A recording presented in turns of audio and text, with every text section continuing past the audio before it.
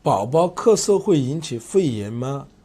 这个是临床上非常多的爸爸妈妈关心的一个问题。这里我需要给大家指出来，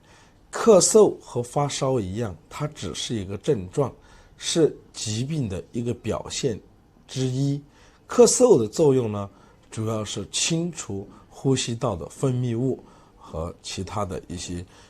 病原物的作用。所以说，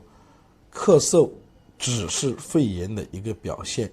咳嗽本身不会引起肺炎，肺炎的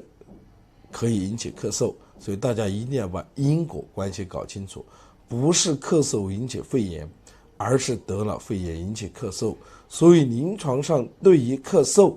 这位家长不需要太过度的紧张，不需要急忙的进行止咳的治疗，而应该是进行相应引起咳嗽的疾病的治疗，这样呢才能够把孩子的这个咳嗽呢彻底的治好。这里要给大家特别强调这一点，以免临床上呢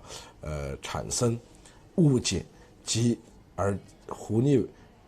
疾病本身，而错误的去积极的进行止咳的治疗。